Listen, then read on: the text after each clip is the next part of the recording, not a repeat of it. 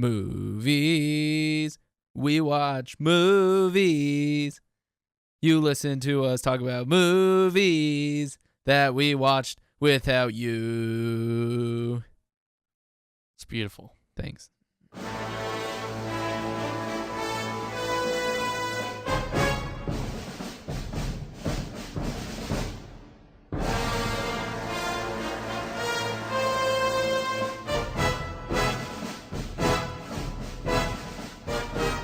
So, Adam. Yeah, what's up? How was Chicago? Oh, Chicago was fantastic. Mm-hmm. Let me tell you, there was a big old tall building. Yeah? And I went to the top of it, and then there was a little room that you could go in, and it would simulate what it would be like if you finally decided to jump off the edge. Suicide simulator. It's just getting you used to taking that one step that you need, and then eventually you just take that glass away, and there you are on the pavement. Mm-hmm. Splattered. Mm-hmm. Dead. Making a big scene. That's just exactly what you want. Causing a ruckus downtown. And then like someone across the street would be like, come on. That's what I want. I want to just like really inconvenience someone's like day. You spill their coffee. They get their coffee all over them. It's all hot, and it's just they've already had a bad day. Now they just saw someone kill themselves. Well, or they're just walking. They see a puddle of what used to be a human, and then they're just like, come on. And they just have to like walk around it. Yeah. Just shuffle sideways. Mm-hmm. You were in their way. They're just trying to get to work. Yeah, they don't want to get blood on their shoes. No, you don't. Do you think there would be a lot of splatter coming from that? From that height, I would imagine. I wonder how far your body parts would spread. We should test it out. Let's do some tests. All right. Reunion Tower meetup. Podcast meetup. This is our big podcast meetup event. We're going to see the splatter, how far it goes. Whoever's the #1 FilmsCast super fan, come out and jump off the top. No, I wanted to talk to you about hot dogs and Cubs games, and we just got to splatter. Oh, I did. Speaking of Cubs games. All right. Yeah, I went to Wrigley Field. Oh. The Cubs were not there. But I went there, and outside of Wrigley Field, they were playing Blues Brothers. I saw that. I saw your pic of that. Yeah, and I was like, how much more Chicago could this get? What, is Al Capone running the projector? Hey, bada bing! Is Bill Murray there playing pranks on people?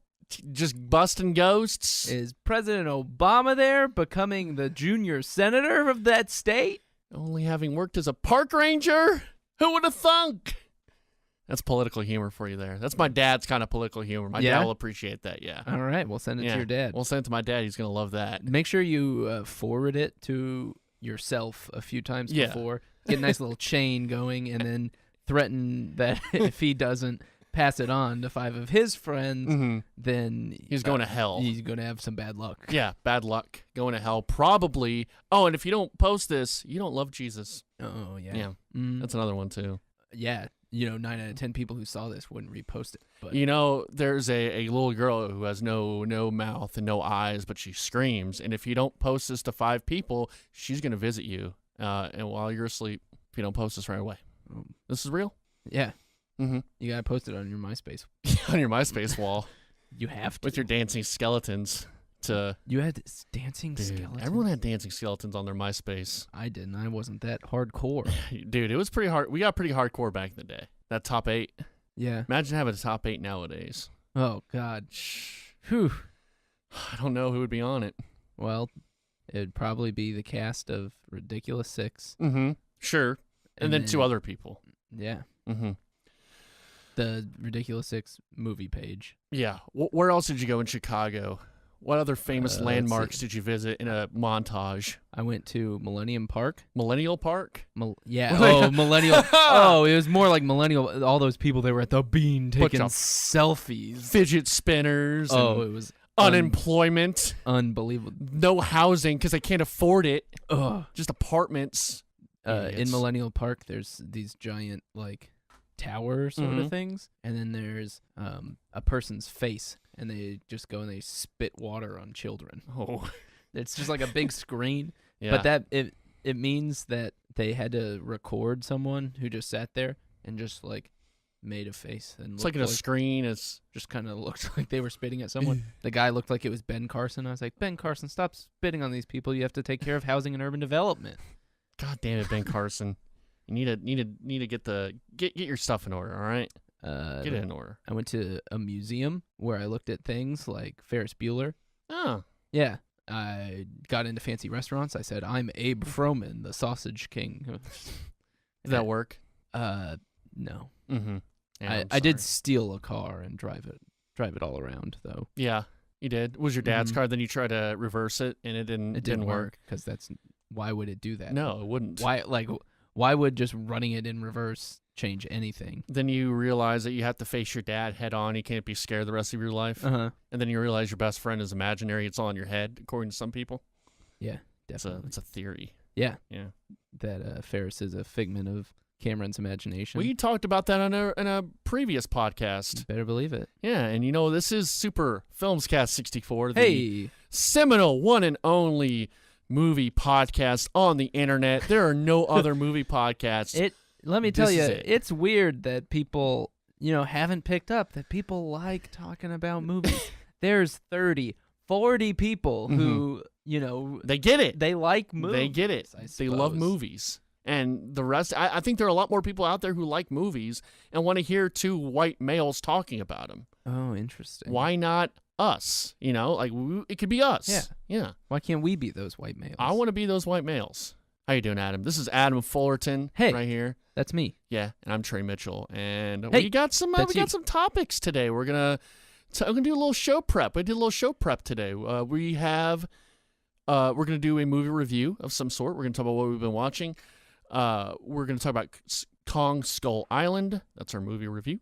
And then we're going to discuss movie theaters, and I want to talk about movie adaptions. And then after that, we're gonna get out of here. Excellent. Eat a pizza. Or maybe answer pizza Twitter pie? questions too. Yeah. If I can remember to put that on there. Oh. So Adam. Didn't you kind of ask for Twitter stuff already? I did, kind of, but I also kind of want to do general Twitter questions as well. Okay. We can do that too. Yeah, we can do all that. So Adam, what have you been watching? Let's see. I've been watching that Game of Thrones. Oh yeah? Yeah. So that just wrapped up. I saw your little video. I was trying to make it go viral, but it did because of you. Yeah.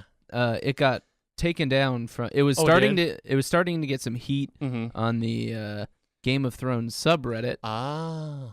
And as soon as it started flying, it got shot down like a regular old Wrights Brothers boingy doingy machine, because they said because of their clause in their terms of subreddit service for maturity. Mm-hmm.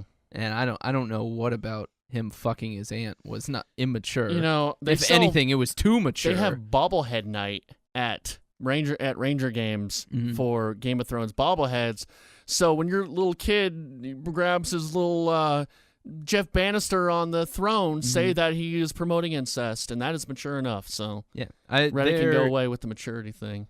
At this point in the show, they actively are having people rooting for incest. Yes, incest. That's what your kids are watching. Families. 67% of all sex scenes in this season of Game of Thrones were incestual. Jeez. Yeah. How does that make you feel?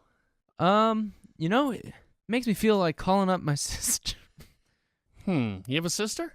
Yeah. All right. She lives in Alaska. No, she doesn't. Yeah, she does. That's a lie. No, she does. What's she doing in Alaska? She has a husband. She got a hubby? And he hunts bears. Yeah. She runs her own state farm. A steak farm? It's not steak farm. They State grill farm. steaks? Like State Farm? She's like a good neighbor. Like a neighbor. State Farm is here. Yeah. With President Palmer. Or no, he's all state. Oh, okay. Sorry. Nationwide, it's on your side. Did you know that in State Farm, the people in the commercials are actual State Farm agents? Oh, I did not know that. Jake from State Farm is not some actor dude. He's the real deal. He's just a guy. Actually, I don't know if he is. I think it may just be the people at the end. They're like, State Farm is a cool place to hang out and get insurance. How rad is that? Sounds pretty rad. Yeah. So you liking Game of Thrones this season? I guess it's over now. Yeah.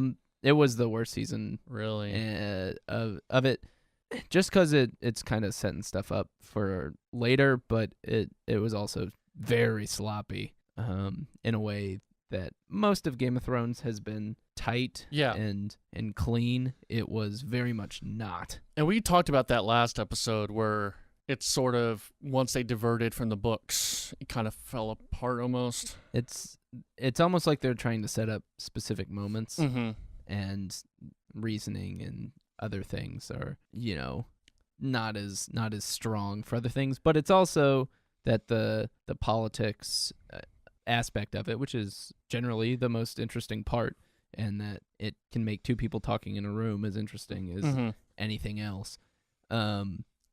But at this point, you're kind of either having to have people come together, or the general main parts that you have that have been kind of outwitting and fooling other people along the way are now against each other. And so you'd be like, oh, they wouldn't be fooled. That person's just dumb now. What? But it's like, what can you do? Yeah, what can you do? That was kind of the cool aspect of like the first few seasons. It was very political, and it was almost like The Wire, where you didn't really know what was going on, and there were a bunch of different families and a bunch of different, politics and certain weird lineages, and you kind of had to follow and research, and that was kind of the cool aspect of the first few seasons, at least, where it was very, it was kind of confusing because you didn't exactly know who was who, what was going on.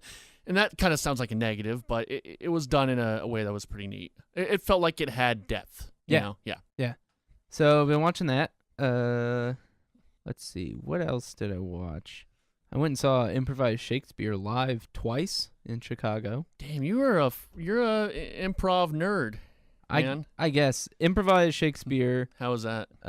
They are, when I saw them in Dallas, they came to Dallas for the comedy festival last year, and it was the greatest thing I had ever seen. Not like better than TV shows, better than movies, better than concerts. Not better than video games. Better than video games.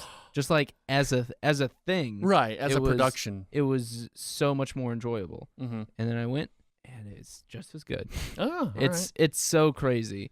What makes it better than all that? What makes it? So they use Shakespearean language.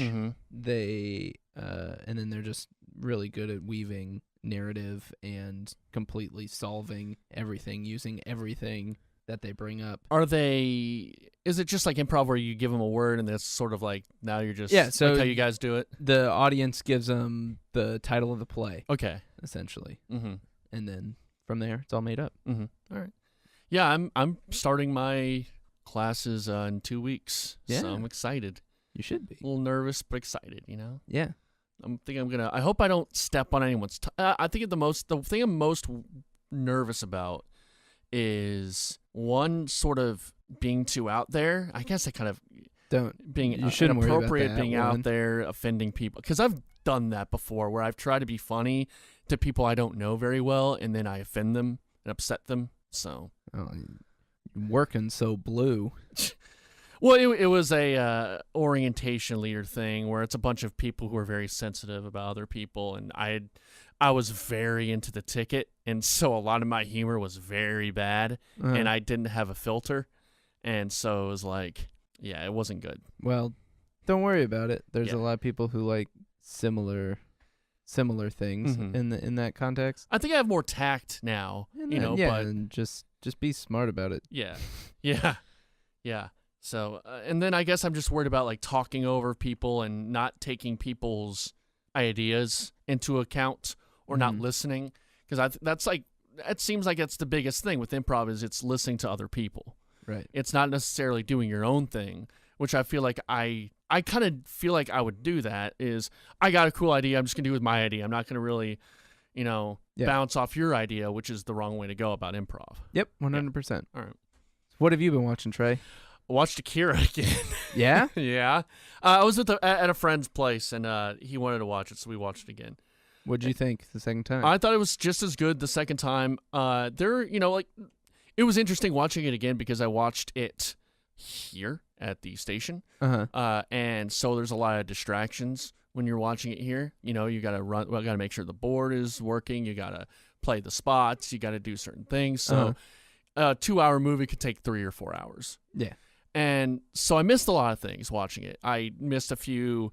I didn't realize that it kind of took place in two different cities. It was Old Tokyo and New Tokyo. There were a lot of different like lines I didn't really get, or certain aspects I didn't really get. So it was interesting watching it again. Just that's the only thing I'm focused on. It feels like such a familiar movie too. And I think that's because so many films are influenced by it, are inspired by it. So it feels like I've seen this before, which is good and bad. I guess it could be considered a bad thing, but I don't know if it's bad, but I think it's a cool thing because it's like, okay, this reminds me of these movies. And I love those movies. Like I was looking at my top 10 list, kind of on the adaptation thing, because I think a lot of my favorite movies are adapted by books. It seems like I don't think that's like on purpose, but I was looking and I'm like, yeah, Chronicle, Drive, Blade Runner. Yeah, a lot of those movies feel like Akira. It's like, oh, that makes sense why I would like this movie so much. So it's a lot of different aspects of that. Then also just sort of I really enjoyed the animation. I also enjoyed the body horror of it. I always like that weird kind of Japanese anime stuff with the like really grotesque horror. And there's a lot of that in there. And that's why, and I guess this Akira has kind of made me want to talk about the adaptions, which we'll talk about in a bit. But that's sort of, people are like, they shouldn't make it. I'm kind of curious how they would do some of that stuff. I guess a lot of it's CGI, but it would look kind of cool, live action, some of that stuff. Yeah. I think it would. I would like to see it. Like, that's a movie I kind of would like to see a live action version of, just to see what they do. But there's definitely some pitfalls, though, with anything cyberpunk nowadays, which we'll get into later. Okay. But anyway. And I watched Kong Skull Island, which, you want to talk about that now? First, I just have a question. Yeah. So you said you watched Akira Distracted. Do you have a movie that kind of appeals to you to put on like in the background of like while you're doing other things? Do you have something, whether it's something that you can either pop into any scene and be engaged, or just something where you enjoy visuals or something else from it? I almost would any kind of special effects heavy movie, probably. Yeah. Like, I could see that Kong Skull Island being just something you put on just to have on. Comedies tend to be ones where I could just put on if I just want something to watch. Like The Office or Arrested Development or Seinfeld. I don't know, though. I'm not one guy I know a lot of people that edit and they'll have something on the screen, but I feel like I need full concentration for one thing or another. So it's hard for me to play a game and watch a movie and at the same time. Right. It's very hard for me to even like listen to a podcast and play a game, because I feel like I need to be focused on the game. Or it's like if I'm grinding in a game, I can have a podcast on if I'm not doing anything story related. But I feel like with a movie, I feel like I need to pay, or a TV show, I need to pay attention. I don't know. Like usually, I feel like I need to be focused on the movie at least. So I don't really have anything I just put on in the background. I would say that generally all superhero movies are generally fun to watch. Scott Pilgrim is super fun to watch, kind of disjointed like. And if I'm going more specific into superhero, Guardians of the Galaxy works that way because there's kind of like music cues where if you're doing other things, you can just kind of listen and hear for music. And if there's a scene in particular that you like where they're busting out of prison or whatever else, it's just like a very obvious cue. And then I think another one that I can just pop into a bunch, Shawshank is kind of just like a movie you could just, it's on, I'm going to watch it. Yeah, well, yeah, or put it on in the background or stuff. I think that's a movie that I enjoy parts of. Like I can go in. The Matrix, I feel I've probably had on in the background as much as anything else, where it's just kind of on. So I'll throw it up. Yeah, I agree with you. Superhero movies are definitely one you could just kind of have on. And anything kind of action-based where it's more spectacle than necessarily plot and character development, I think is something, you can always get distracted by or just have on for noise, white noise. Yep. Yeah. So yeah, Kong Skull Island. We can talk about that now if you want to. Yeah, let's do it. Yeah. So this movie is part of the monster universe they're trying to make. Yeah. Trying to make a monster universe. Yep. And Godzilla and Mothra and King Kong are all part of this little stupid universe they're doing. You think it's stupid? No, I don't think it's stupid. But or do you think just the idea that everything has to that's have stupid. A universe? Yeah, I think the idea that everything has to have a universe is. I think it's cool though. Like I like the idea of things being in a universe, but I kind of like it if it's the director's idea. Like, hey, all my movies are going to be in a universe. Okay. Not necessarily. Marvel did it. You know what? We're going to make a universe. We're going to make a lot of money on this universe. Right. And we're going to make all these movies. It seems more artificial than like Quentin Tarantino, who's all his movies are in a universe. Right. But in like Stephen King, all his books are in a universe. Whereas, this is more. That universe is called Maine. Yeah, Maine. But with, I guess they're doing the classic movie monster universe. They're doing the big monster universe. And then, yeah. But so I don't know. How did you feel when Alien finally squared off against Predator, no matter who wins? Now, who I lose? never saw Alien vs. Predator, but I saw Freddy vs. Jason, and I dug that. I kind of dug that one. As a kid, though, I was in high school when I saw that. So we're talking Kong Skull Island. Mm-hmm. Next, you know what's coming next, right? Godzilla vs. King Kong? Godzilla versus King Kong. Mm-hmm. And they're not going to do a lame cop-out where they both win. Apparently, it's been written that one of them, there will be a victor. It's got to be King Kong, right? Because Godzilla's always been sort of the villain. King Kong's always the sympathetic monster. It was the beauty that killed the beast. Right. Yeah, see? And Godzilla kind of goes back and forth because he'll go and he'll kind of destroy people, mm-hmm. and then they'll be like, oh wait, no, he's protecting us from the other monsters.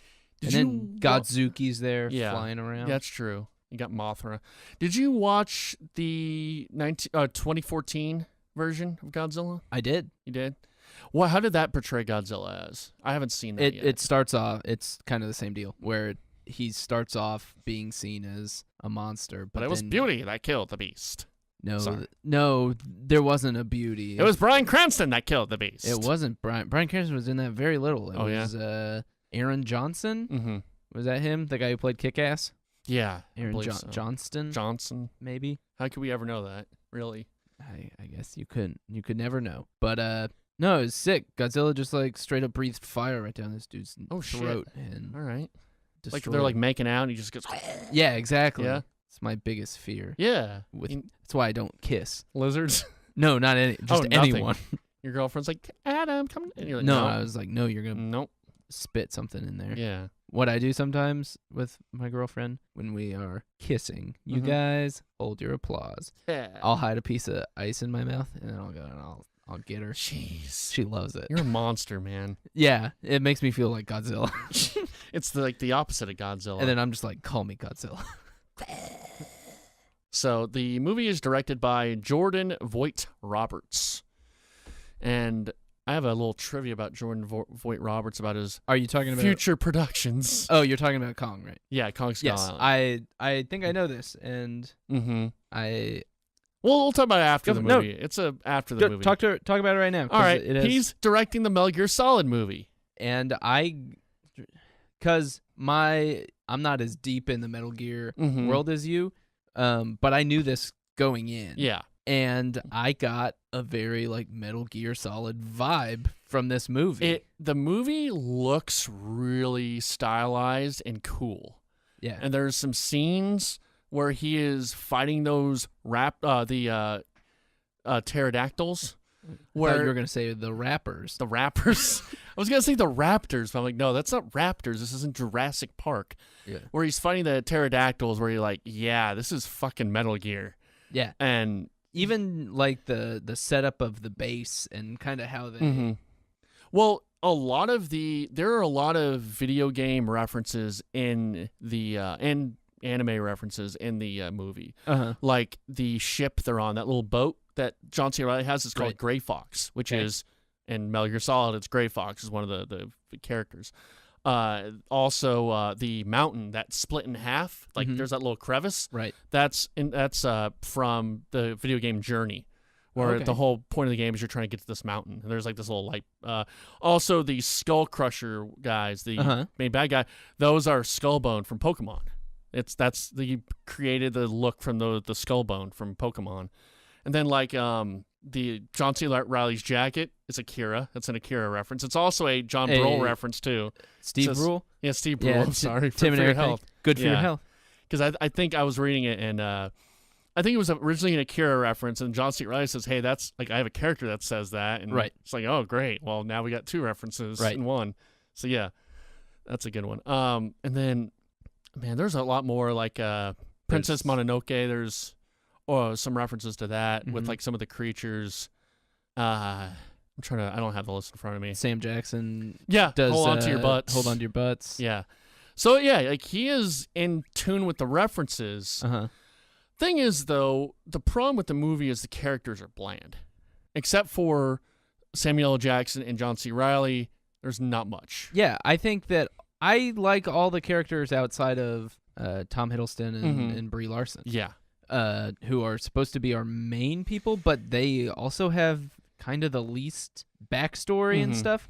They give all of the main soldiers pretty much something. A little bit of something, yeah, just a little bit of something, and this is what drives them, and that's what it is. And I guess you get that a little bit with Brie Larson. Barely. When she's like, I'm an anti-war photographer. And it's like, okay, I can kind of get that, and it puts her in a situation to be picked up by King Kong, because as is written in every single Kong movie, you have to have a girl being held by a giant ape. What does that represent?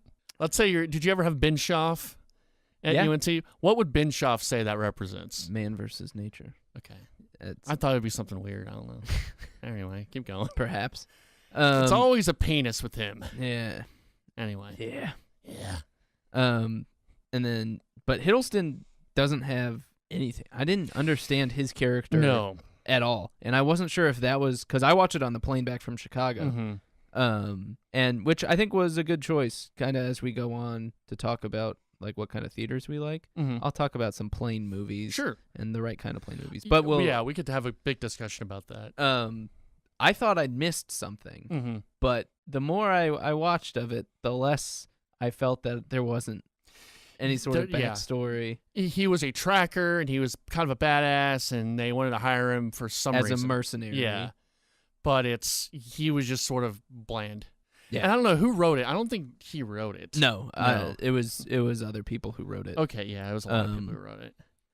But I thought John C. Reilly's character was great. Yeah, I liked his character a lot. I like John C. Reilly in general. Yeah. And he's got that weird sort of half humor, half serious thing, and he's goofy and odd. And he's just great. It's also a great instance of the one F-bomb in a PG-13 movie, and it's not in like a way to kind of blow anything out of proportion. He's just like, it sounds like birds, but they're fucking ants. And I don't know what it is. That was the funniest line. But it's delivered straight. Yeah. Which is one of the things that he does really well, is like, he's just serious, like, hey, this is dangerous. It sounds like birds, but there's ants. But there's ants. And thing is, you never got to see the ants. No, which was kind of a bummer. They kind of teased the ants. I thought the creature design was really cool in the whole movie. Yeah. Like, the creatures were awesome. The monsters were really cool. I thought that all looked really awesome. All over. There's the big, like, stick bug sort of thing, which was cool. There's the giant water buffalo. That was awesome. I love that water buffalo. I think that water buffalo is based on like a movie or something, like Japanese anime or something like that. Yeah, there's a lot of anime that has that sort of like large kind of animal. Yeah, with like that's one with nature of some kind. But overall, I liked the movie for what it was. Yeah. I thought that it kind of boiled things down to its base elements, where it's just like, okay, he wants to stop these bigger monsters. It was a fun monster movie, and it looked really cool. There were a lot of really cool shots. Yeah. Especially like the wide action shots, and A lot of those Apocalypse Now kind of styled shots of Kong and silhouetted, and I liked a lot of the color use in that movie too was really cool. A lot of the use of colors. The shot of him standing up with the sun behind him and the helicopters coming in looks so cool. Yeah, that looked really cool. And then when he's like eating the squid, I think that's an Old Boy reference where he's eating the squid and it's like all up in his face. Yeah, it was kind of a neat look. But yeah, I thought it looked cool. I thought it was fun. You know, the characters maybe the weakest thing, like Tom Hiddleston's character. But I thought it was a fun movie, though. I enjoyed watching it. I watched a review of it, and there's some people who panned it. I'm like, like people were talking about the editing. Did you notice the editing at all? Because I didn't notice horrible editing. Was there anything in particular? They said it was like jarring editing, like it made them sick almost. I'm like, I didn't notice that. I guess. I mean, I guess to an extent that it was kind of like the dialogue was like it was the close-up dialogue scenes were edited weird, but I didn't notice that. Huh. I always hate that when like people are pointing out things. It's like I did not notice that, and you feel kind of dumb. Yeah, but I didn't know if you noticed that either. No, I didn't. Okay, I didn't at all. But again, I watched it on a plane. Yeah, so I was giving, the benefit of a doubt to something I was watching on a 11-inch screen. No, I thought it was a fun movie, definitely. Really cool monsters, cool action. I'd like to see how a one in a big city goes, because they said that Kong's supposed to be just like a baby, right? Yeah, they said that he was gonna grow. Yeah, and that he wanted to get big so he could fight the bigger monsters. Then you had the Nick Fury or whatever his name is thing at the end, the final scene. Where they reveal that it's a lot of monsters. There's a bunch of only Godzilla monsters. They don't have anything else. So it's just kind of. Are there any other monster movies besides Godzilla and King Kong that are like really famous? I'm trying to think of some. Probably not to the same degree, like kaiju essentially level. Yeah, because that's essentially what it is they're giant monsters. Right. There's also there's Wolfman and Frankenstein and stuff like that. That's like classic Warner Brothers monsters. Right. I guess you have Cthulhu, but that's something else, right? Like that's another. I guess you could do Cthulhu, but I think that's adding something else, another element into the whole thing. You can do because that's all like the Kraken. The Kraken. Yeah, I guess Kraken would work. Kraken's kind of like Cthulhu, though. Kraken would be lame. Yeah. Release the Kraken. Remember that movie? Scylla and you're talking about. I know what it is because it has Liam Neeson. Wrath of the Titans. Is that what? Clash of the Titans. Clash of the Titans. Yeah, Clash of the Titans. Yes. I guess that was an older movie too, like animated, right? Animated film. I don't know if it was animated. Maybe not. I think it was just an old movie that they remade sequel. Something. They did something with it. Yeah, there's some sort of movie thing that happened there. There was an adaptation. So you said you watched it on a plane. I did. And that brings us to the discussion. I guess, what's your final review of Kong Skull Island? Final words. I say it's good for what it is. And if you went in expecting something more than what it was, I don't know. I found it pretty much as enjoyable as like Jurassic World or something of that nature. Yeah, I'm with you. I found it was fun. It was a fun time, and it looked cool. I'm with the Metal Gear thing, he is very confident that he can make a good Metal Gear movie. If you've heard him in interviews, he is very confident, which could either mean he'll be great or it could mean he's way overconfident. Interesting. I don't know. I want to give him the benefit of the doubt. I follow him on Twitter. He talks about movies a lot. I want to see how it looks, and he's interviewed with Hideo Kojima and they're friends. We'll see how it goes. I'm not expecting it to be great, but the best thing you can ever have is low expectations, because if you have low expectations, nothing will disappoint you unless it's really bad. Right. But it could still do that. Also, he had clearly just watched Straight Outta Compton before he did it, because the guys who played Eazy-E and Dr. Dre. Yeah, that's where he was from. Yeah. I was like, where were they from? That's not where they're from. What else was it? That soundtrack was kind of too much too. I thought it was like too on the nose with the 70s world Vietnam stuff. It felt Apocalypse Now. Yeah, which is cool, but Yeah, it's a little too much music. Almost. I would agree with that. I generally enjoyed all the song choices. Mm-hmm. The pairing off of characters seemed strange at the end when there wasn't a ton of love storyness around it originally. You just had to do it because you gotta appease someone. Right. I don't know who wants that though. Like who really? Like, are women that shallow that they have to have a love story? I think it's really giving. I don't know, maybe men too, people a disservice by saying, well, this movie has to have a love story because you have to.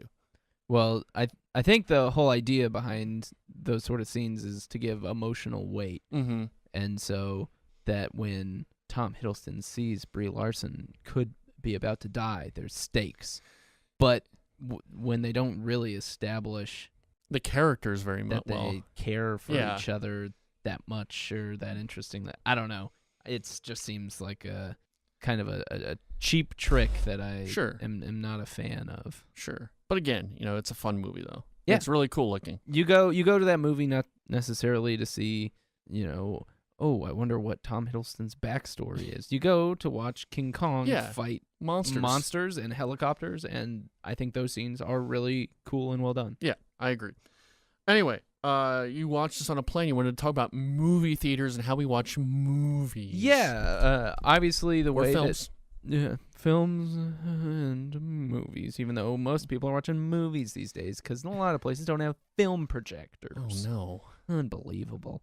But as, the way people watch things has changed a bunch, whether it's watching on your laptop or a smartphone or a tablet, all the way down to your tiny, tiny smartphone. Now, if you put it real close to your face, it becomes a big screen. It's just as big. Yeah. Yeah, I don't know. Like, there's obviously movies that are better served being seen on a big screen, like Dunkirk or Mad Max. Yes, I would agree with both of those. Mm-hmm. As far as airplane movies go, because as long as I'm talking about airplane movies, I always go with generally the ones that I wouldn't pay to see in a theater, and Kong is something I would have gone. All my friends went at a time when I couldn't go, and then I just never really caught up to it. Mm-hmm. But just generally, big action movies are more of what I tend to lean towards. Mm-hmm. Yeah, nothing too dialogue heavy because it's very hard to hear on an airplane. Yep. So my big thing too is I get really nervous when there's a lot of like nudity or something on screen. People peeping your screen and seeing. Well, if there's a kid next to me, I don't want them to see a bunch of boobs or a bunch of wieners. Whatever. Funny story. I was on an airplane. This was a few years ago. I was on an airplane and I was like, I'm going to watch Always Sunny in Philadelphia. And I turn it on, and within 10 minutes, there's two homeless guys screwing each other. I'm like, all right, I'm going to turn this off. And then I put on what was it? Life Aquatic. And again, pair of boobs.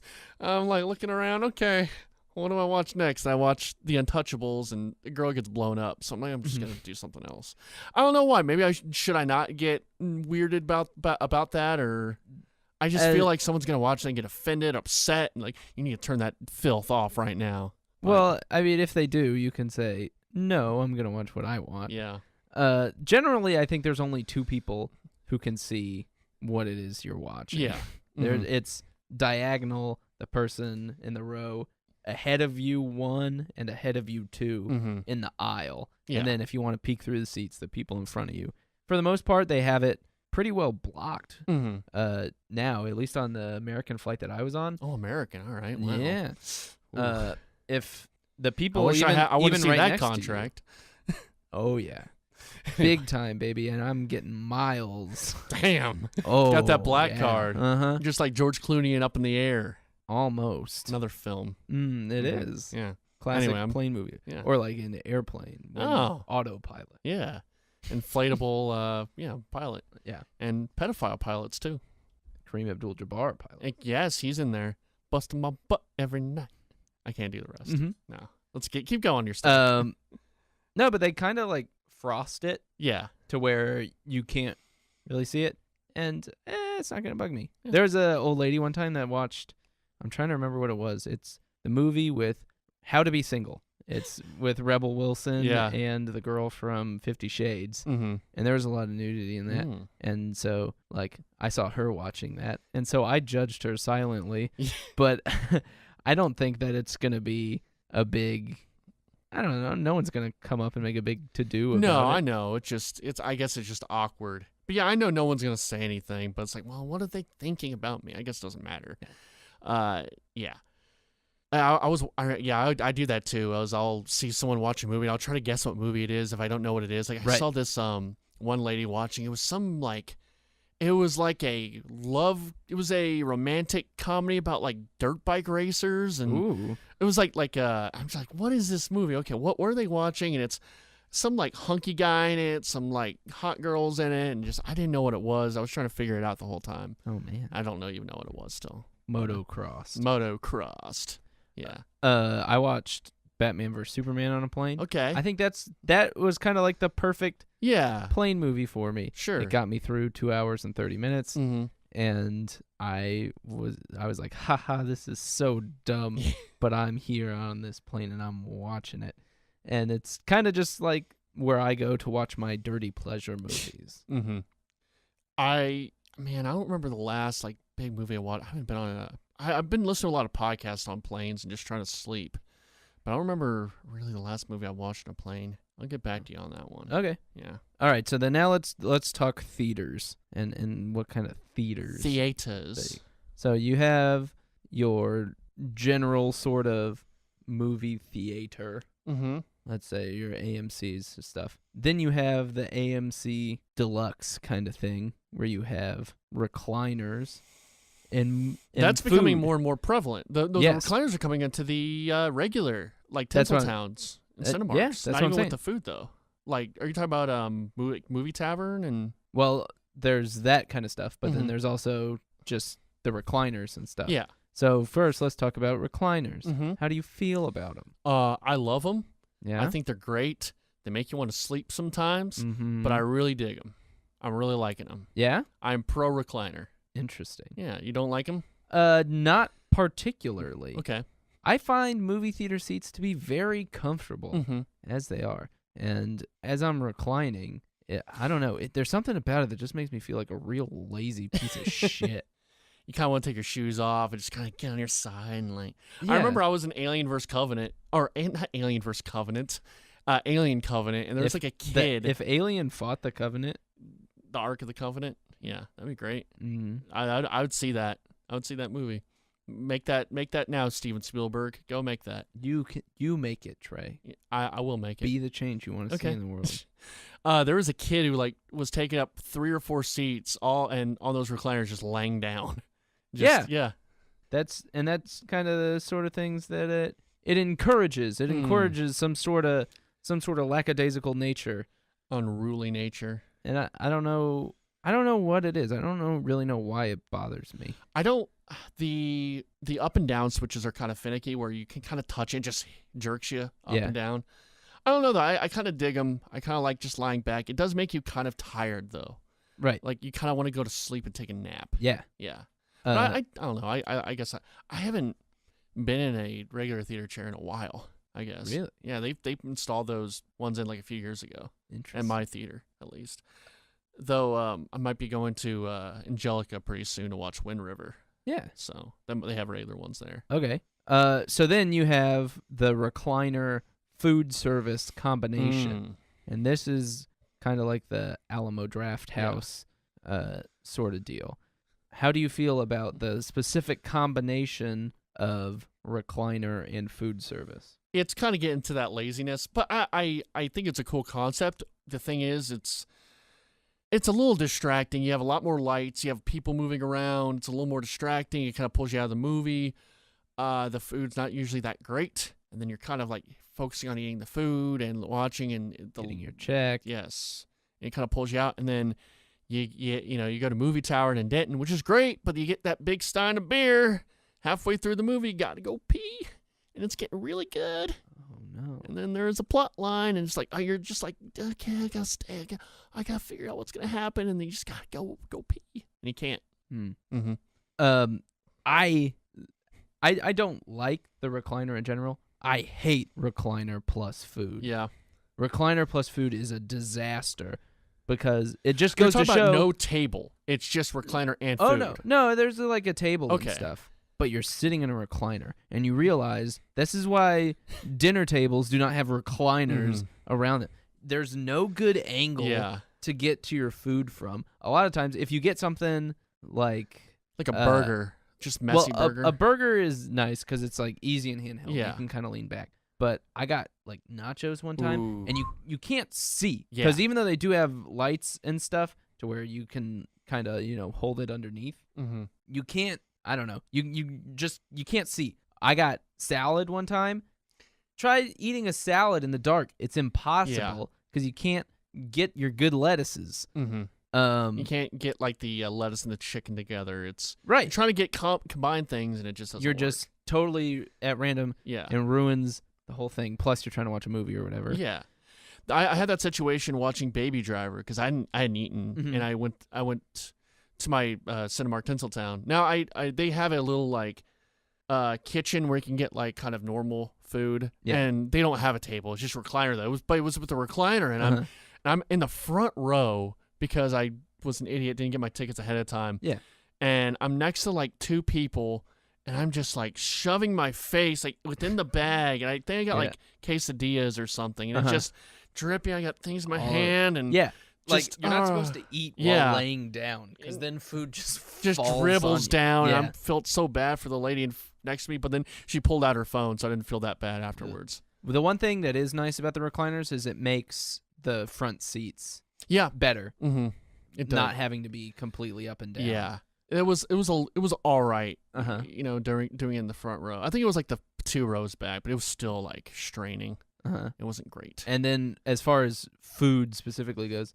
Studio Movie Grill, they do it where you're just sitting in like an office chair. Yeah. That's same with Movie Tavern, which the office chair thing. You go and you're just like kind of swiveling the whole time.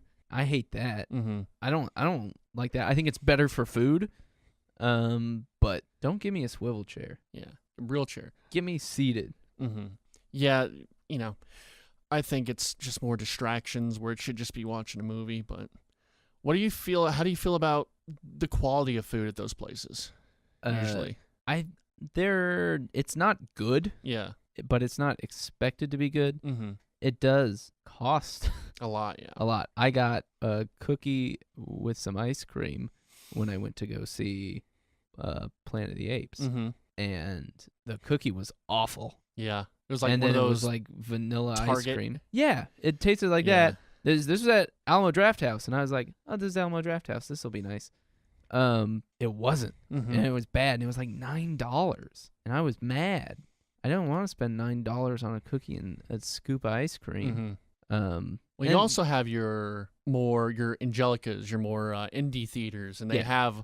I know the Angelica in, I guess Frisco, Plano, by my house.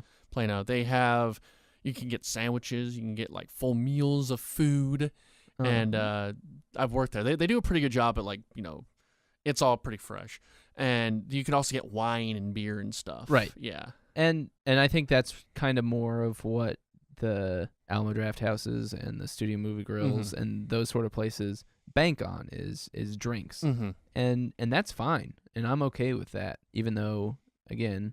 Trying to drink a beer in a recliner is not always the easiest because you got to do the weird thing where you like bend your chin into your neck and then just kind of force it down without anything. It's a real disaster, I think, as far as the food experience goes. In general, though, I dig the vibe, and if it's something that gets more people to go to movies, I can get behind it, and I just will eat beforehand. Yeah. I think that's going to, because people are like, oh, the theaters are dead. Well, no, it's going to be more specialty. It's going to be your Alamo Drafthouse is having the room night, and it's going to be, or have, I know they just did a Mystery Science Theater 2000 thing with Monty Python that Jeremy Moran went to. Okay. Yeah, and so like more stuff like that's gonna be more prevalent, which is awesome. Like I'm all into that really kind of cool. stuff. Yeah, like they're gonna, I've not been to many of those, but I do want to start going to like stuff like that. It's good for movie theaters to be creative in that sort of way, where they have special showings and different events and things, because a lot of it is pretty much the same way that you would go and you'd watch a movie, 40 years ago. And if the general movie watching population is decreasing, well, what can you do? And then there's... Or the theater going, not movie watching. Right. And for some places, they're like, oh, we'll have a special texting section. Oh, I think people are becoming way more bold with their phones, man. I've been going a lot more movie theaters a lot with this podcast, which is awesome. And I try to go during the day on a weekday, or I try to go when there's no one there. But when I'm there, people are pulling out their phone and no one's saying anything. It's just a thing now, and it frickin' bothers me. It needs to stop. I'm sorry. You got a text from your hubby. You know what? F him. Who cares? Watch the damn movie, you jackwagon. Yeah. I feel like there's certain movies where they kind of can do different sort of things. Where like Alamo Drafthouse can be the one that super cracks down and say, I don't know. And then there's other theaters where it's kind of a little more lax. I guess, like, lax. Hey, I guess it's all, if you want that experience, you can go have that experience. I guess that makes sense. Maybe just make the screen light like dim, and do it. Maybe if you want to do that. Yeah. Have a section, like you said. Where do they have a section for that? The AMC's talked about it. I don't think anything's gone through. The millennials love their texting, right? They do. What a bummer that is. Yeah. Do you have a favorite kind of place for you to watch movies? I really enjoy the place by my house. I think it's pretty cool. Like, as far as like theater or place? Either. I like watching a lot of movies on my phone because I feel like I can just sit in my bed and lazily like have the screen up to my face and watch it. Don't do this to me. With the little like that. And then you drop it on your face. And I drop it. I'm like, oh, and I hit myself and I gotta get back. Oh God. I kind of like watching him alone in a way. Like I have a nice monitor in my room that I watch a lot of movies on now. I have a media room in my room that I can go in there and watch a bunch of movies. Not in my room, in my house. I have a big media room. Yeah. And go watch some movies in there. You're free to come over whenever you want, watch a movie on there on the big screen. Wow. Yeah. And I like going to theaters when there's no one in there. I just don't like the crowd. I don't like all these people in there. I don't like people laughing at things. I don't like people talking during movies.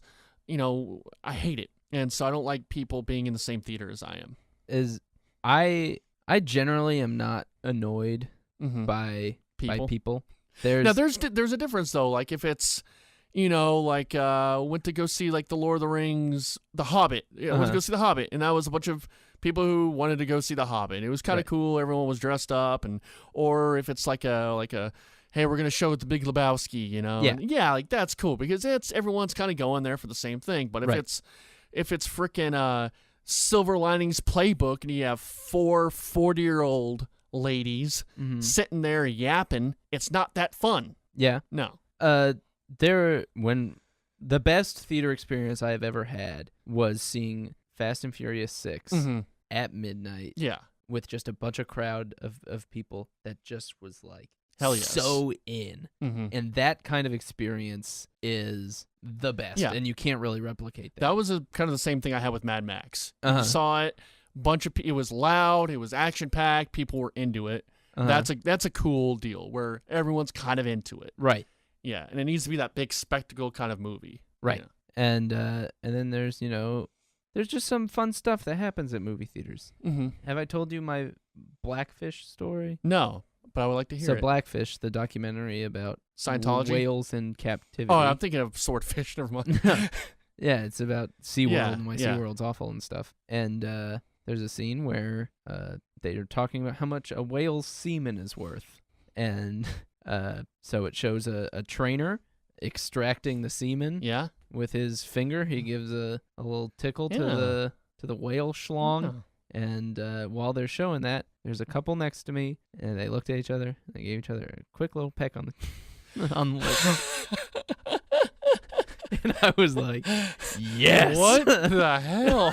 This is great. This is turning them on. Yeah. They're so enthused by the activists, and the penises. I watched, what movie was it?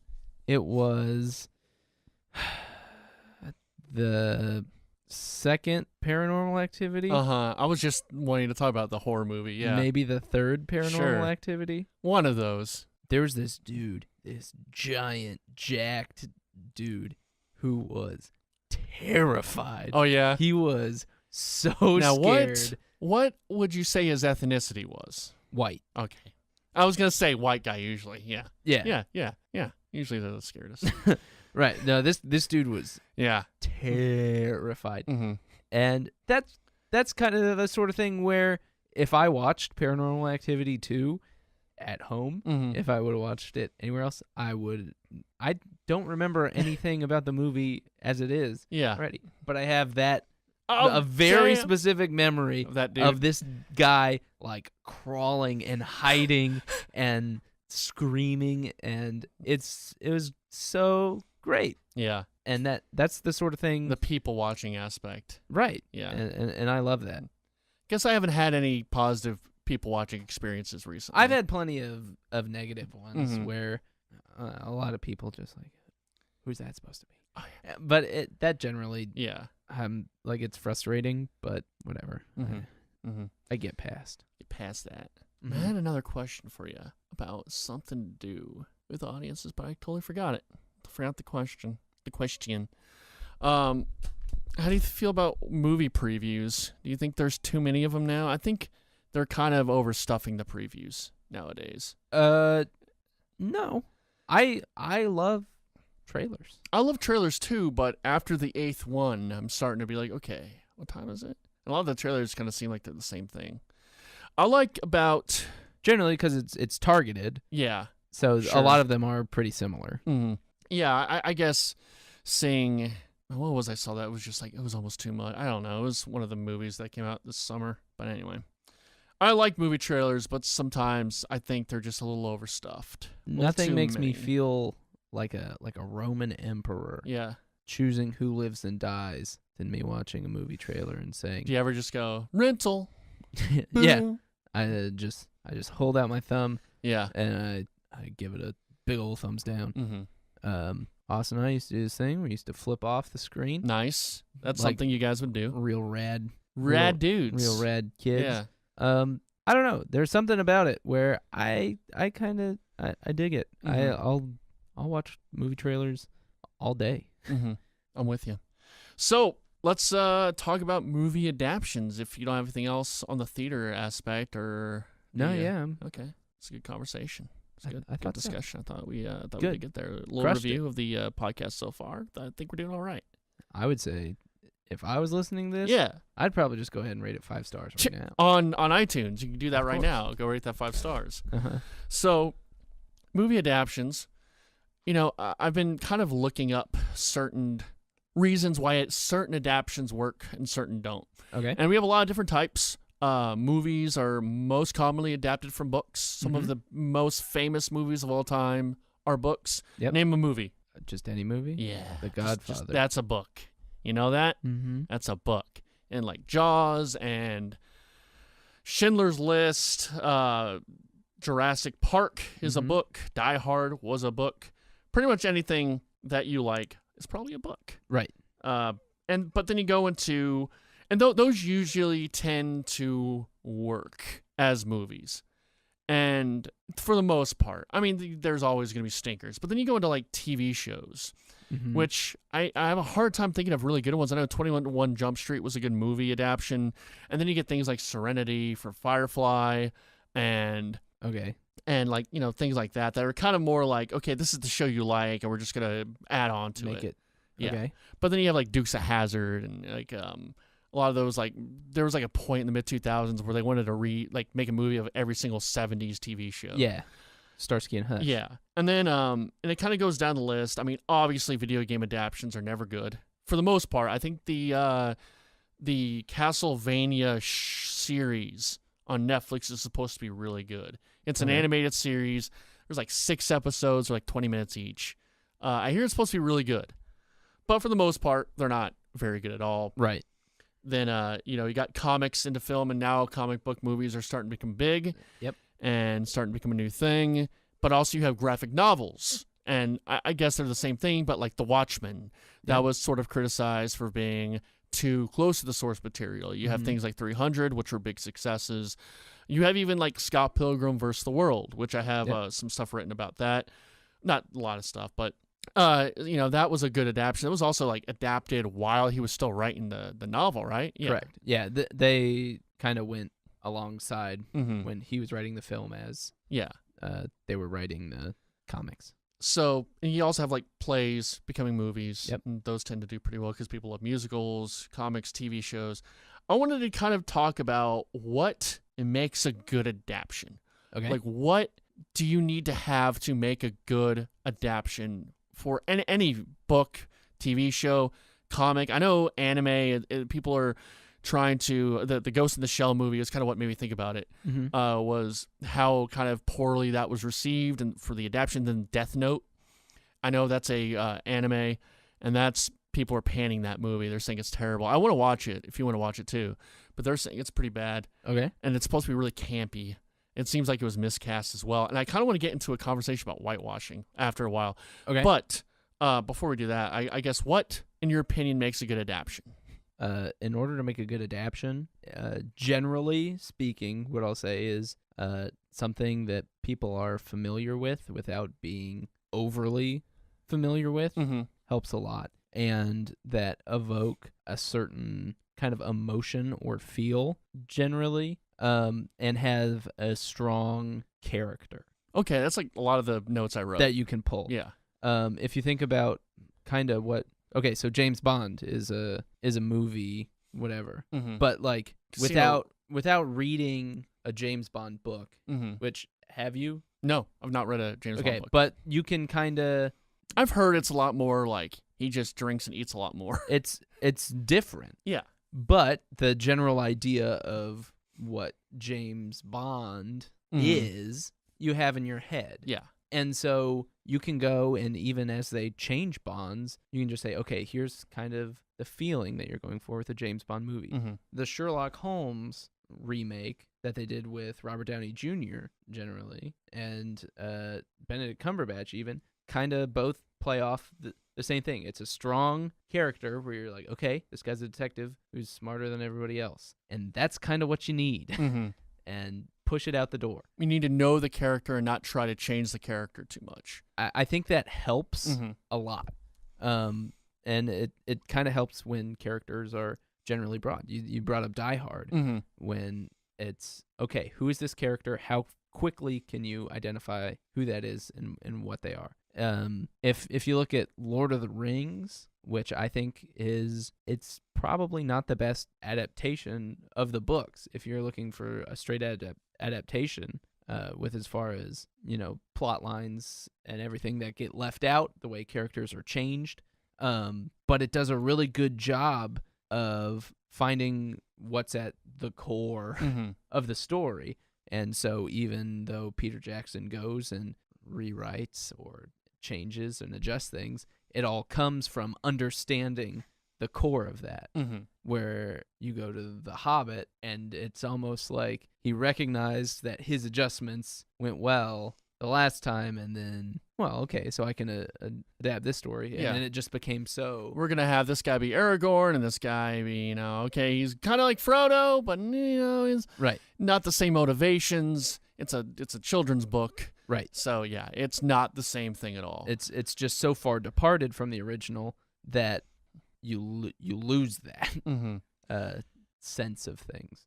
I think a good adaptation is something that, I think it's familiar in a way that's not necessarily word for word the movie.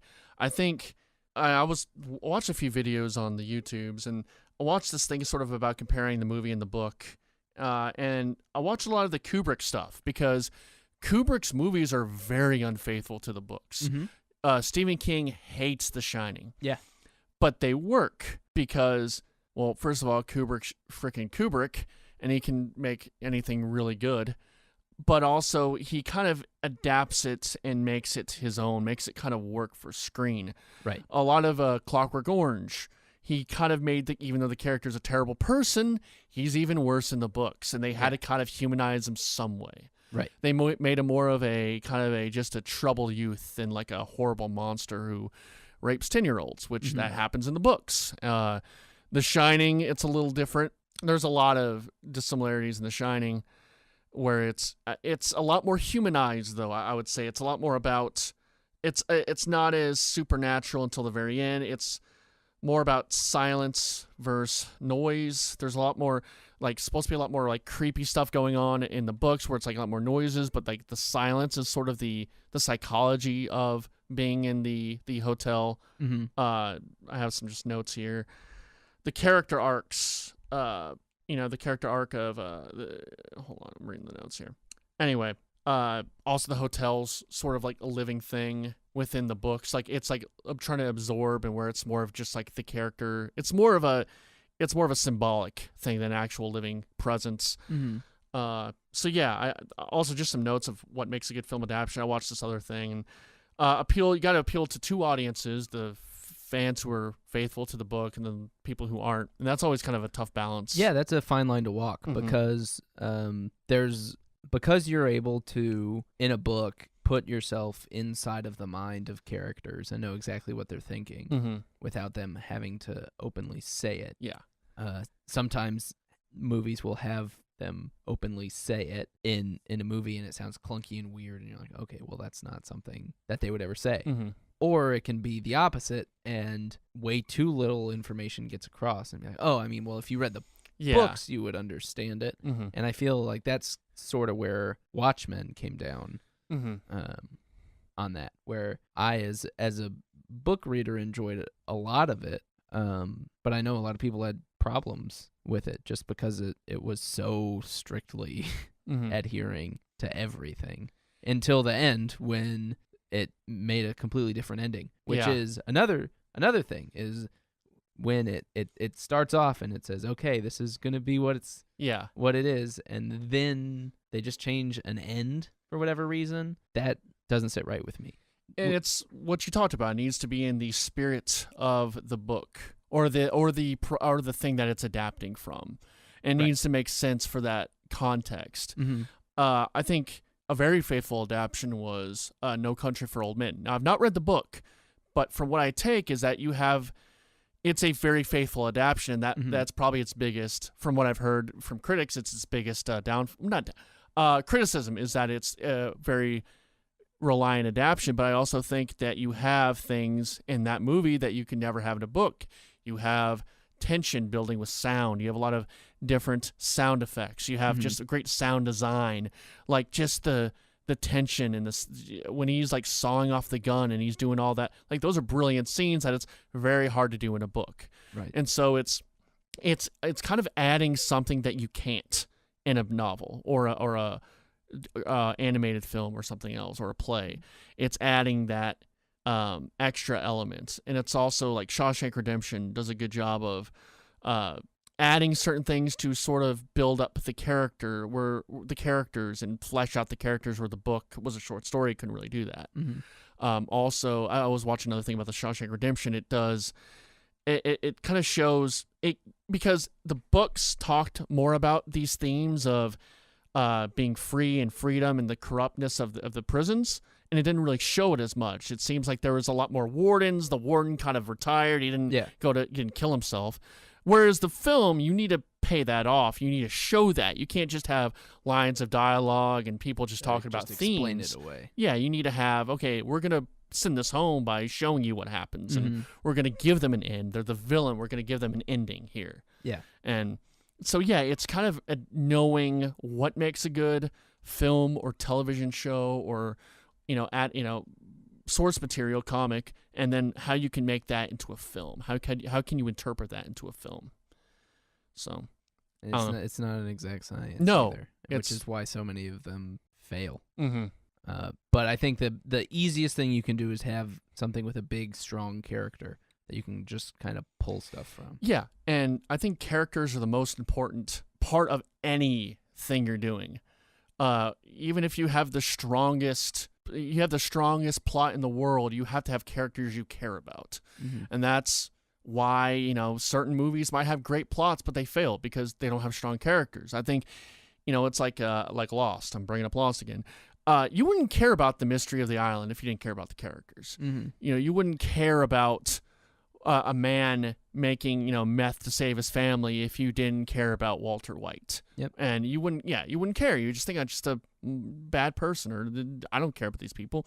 You have to care about the character, and the character needs to be true to the source material, which brings to the topic Ghost in the Shell. They were infamous because it is a very Japanese, it's an anime. It's very stoked in Japanese culture. It's very stoked in that culture of the time. Yep. And it's the movie set in Japan, the live action one. They changed the lead into a white woman instead of a Japanese woman. Right. So whitewashing is what people were calling it. We have time here. Okay. Yeah. We're good. Whatever. Whitewashing is what I can just edit that part out. Whitewashing, people were calling whitewashing on that. Then Death Note is another one people were calling whitewashing, but I think it's adapted to American audiences. But from what I hear, it totally they changed too much.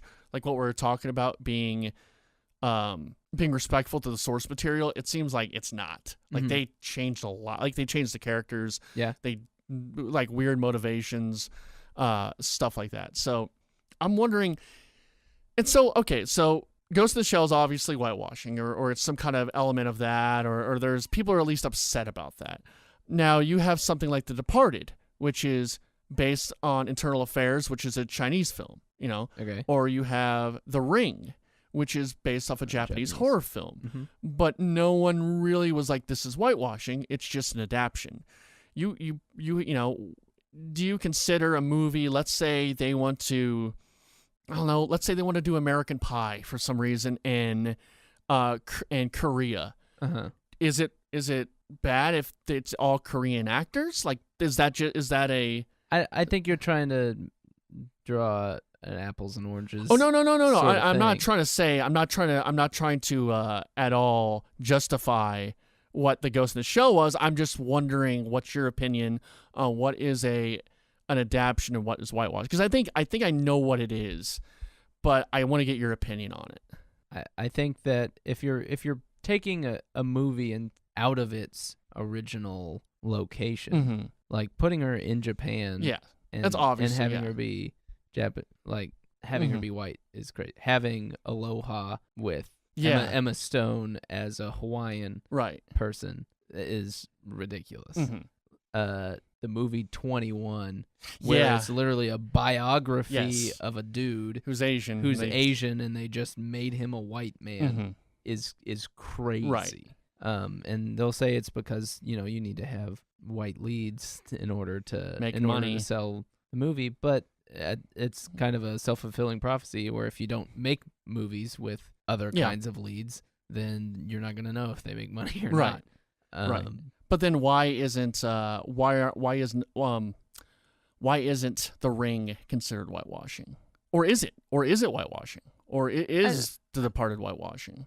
I don't think, because they moved The Departed to Boston. I mean, there's a certain extent to where you take plot and adapt it into something that audiences can relate to almost. Because The Departed, we have dirty cop movies here.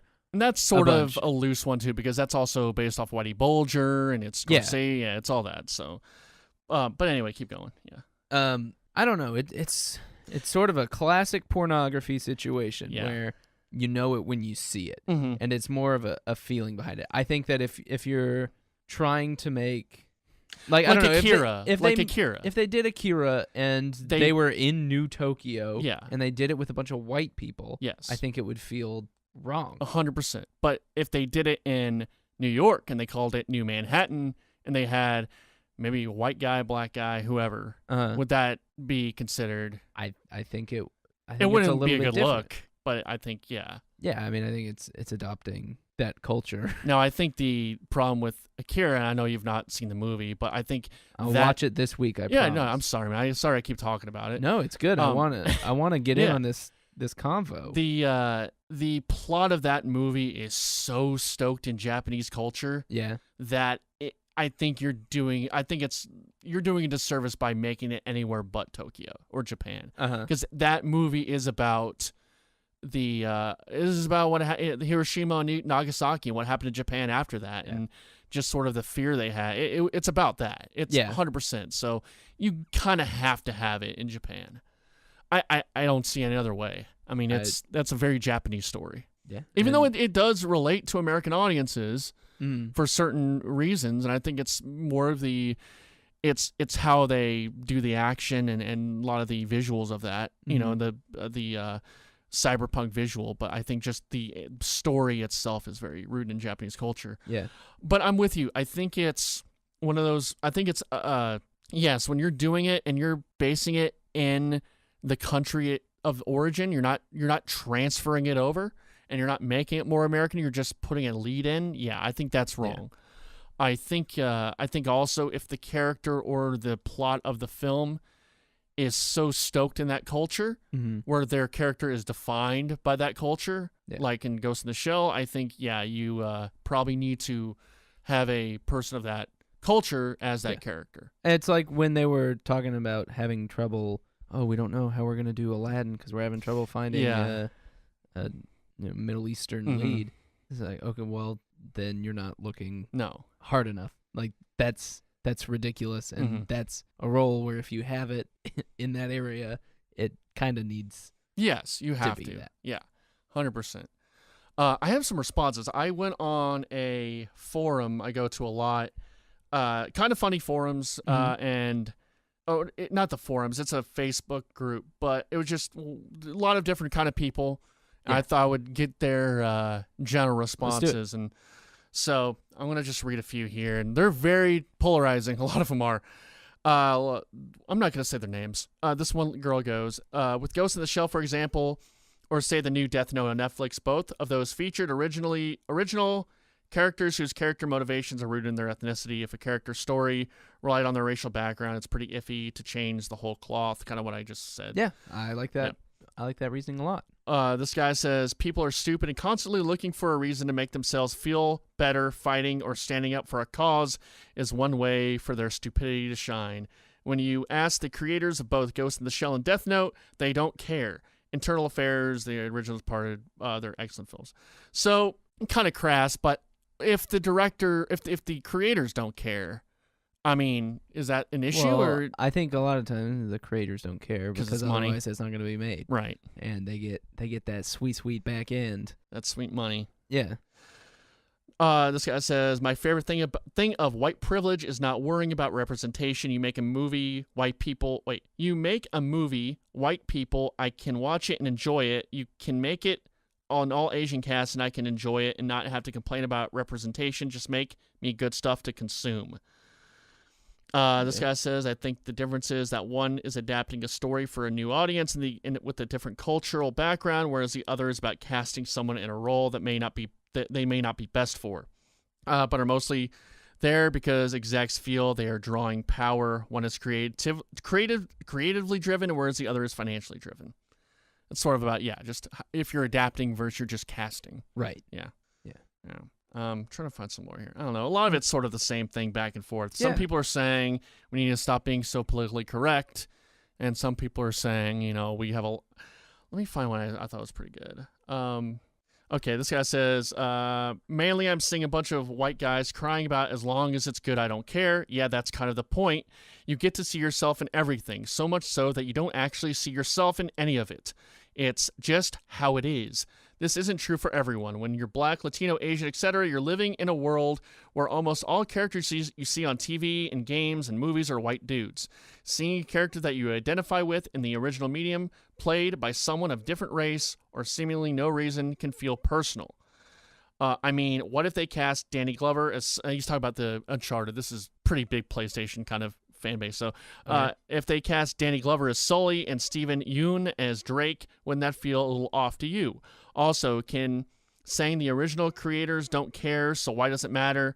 Oh, also, anyone saying the original creators care, so don't matter. I don't care what Japanese people think about the American version of Ghost in the Shell. I care what Japanese Americans think about the American version of Ghost in the Shell. So pretty much saying, it's easy for us to say it doesn't matter because we're represented all the time. Yeah. Yeah. I totally get that. Like, it'd be super messed up to. It's like when Donald Glover for Spider-Man thing kind of. Well, there is Miles Morales, so it makes sense in general. Well, right. Yeah. But then it's just like, oh, what if there's Black Spider-Man? And people are like, why is that'd be cool. Yeah. And then it's like people come out of the woodwork and they're like, how would you know who the bad guy is when Spider-Man takes his mask off and stuff? And you're like, wow. That's awful. I think with superhero stuff, I tend to, it's changing it just for the sake of changing things. It kind of bugs me, but then again, it's like, why does it really matter? I mean, it would be an interesting take, to see someone else play a certain character. I get that people they're very passionate about the source material, but I think if someone can do like a kind of interesting perspective, of, let's say, Batman's black or Superman's black, I think that might be interesting. Definitely. If it gets another kind of person who wouldn't have generally seen the movie to check it out or identify with the character, then I don't see why that's anything but a good thing. There's nothing in. It's kind of like in Harry Potter afterwards when they cast a black woman as Hermione in the play. It's never specifically stated whether she's white or not. No, it's just generally assumed, and that's kind of a weird thing. Yeah. Now, I think if there are certain things, like, let's say the character if there are certain qualities, so, like, maybe, if a character is, like, they're speaking, Chinese, and if they are said that they are Chinese and that's their character, I don't think it should be changed. You know what I mean? Like, if a character... if it's a large part of their character. If it's a part of their character, unless you're doing something else. I think that's what I was meaning back then. Like, if it's a part of their character, then I don't think you should mess with it. But if it's just that if it's just they're a regular kid or regular person, then I think if their ethnicity does not matter, there's no reason why you shouldn't play around with it. So I got some Twitter questions. Let's do it. I asked some people what they think goes into a good adaptation, and then we got some just regular ones as well. Can I bring up an adaptation that I sure, go ahead. Moneyball is a great adaptation of a book. Moneyball, the book, very kind of stat driven, whereas the movie just kind of generally took the characters that were written from the book and kind of put them in not a completely different situation. It's still the same story, but it's not the book. Yeah. So I don't know. No, I'm with you. Just throwing that out there. I think I enjoy when they can take sort of the skeleton of a book or the idea of a book and then make that, like Blade Runner. I think, Do Androids Dream of Electric Sheep? That really has not a lot. It has some things to do with the movie Blade Runner, but not a lot. Like Blade Runner kind of took that and ran with it. Any Stanley Kubrick movie is like that, where it's, it's the idea, but then they kind of go a different direction. So I enjoy that when they can take. That's what I think they should do with video games. Is they just take the idea and then make it something else. Yep. That's just the story, then make it something else. I think that's always cool. Yeah. When they do that. All right, on to Twitter. Sorry for interrupting. Ken Richardson 13 asks, he says, this is what makes a good adaptation: understanding the differences in mediums and adapting the story to utilize the strengths and minimize the shortcomings of the new media. So pretty much, knowing how to make a film adaptation, or knowing how to make things work for film. Right. Yeah. And instead of just having characters look at each other angrily. Yeah. And where you just kind of have to assume. It's a lot of showing, not telling, which is totally different. Chris is Gross says, anything Shrek related will make a good film adaptation. Yeah, I know. Anything Shrek related? That's what he said. Interesting. Strange Guru says, for me, if the film grasps the source material aesthetic, pretty much if the film grasps the source material's aesthetic. And he mentions like 2 games. I don't really know what they are. And then Jay Cranfield just is joking, and he says characters with mustaches, heavy metal soundtracks, a tease of potential frontal nudity, and The Rock. Yeah, I'm not gonna argue any of that. All right. It sounds like a big winner. Mm-hmm. It does sound I'd cool. watch that movie right now. Yeah, I'd watch it too. Who has the mustache? The Rock? The Rock has the mustache as well? Yeah. Oh my God, I'm there opening night. Oh baby, right? Oh baby.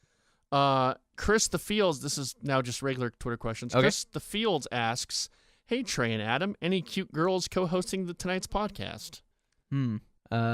Well, we had them scheduled to be here, but I guess they didn't come again. Yeah, they never come. Maybe next time, cute girls will be here. Stay tuned. Next time.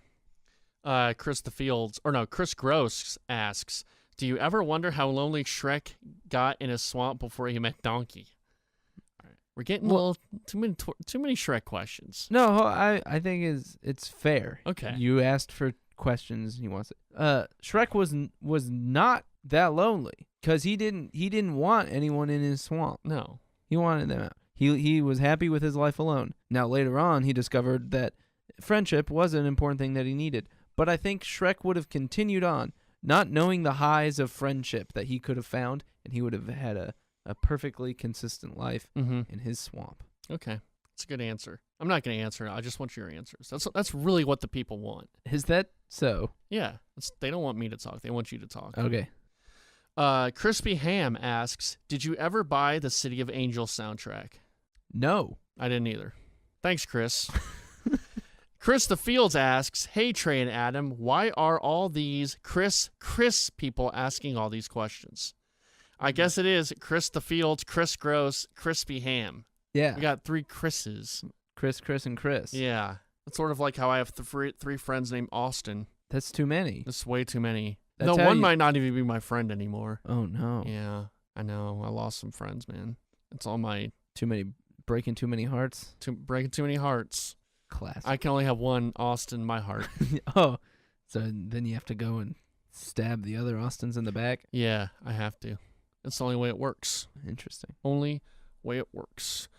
Well, Adam, thanks for joining us on the podcast this week. That's all the questions we have? That's all the questions we got. Nobody asked about Spy Kids this week? I fucking hate Spy Kids. Whoa! Yeah, fuck that movie. What? Fuck it. Why? Fuck it. We shouldn't be saying fuck it. I'm What- sorry about that. What don't you like about Spy Kids? We'll talk about it next week. All right?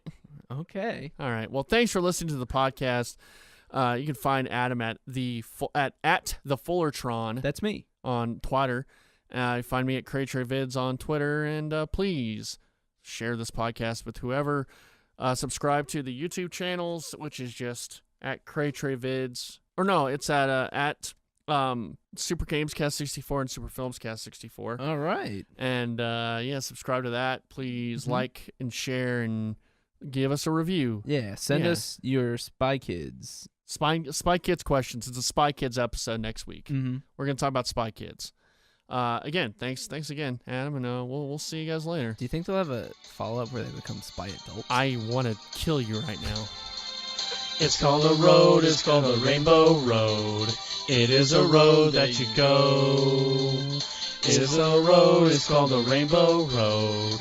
And we will know when you get there. It's called a road, it's called a rainbow road. It is a road that you go. It's a road that you go when you die.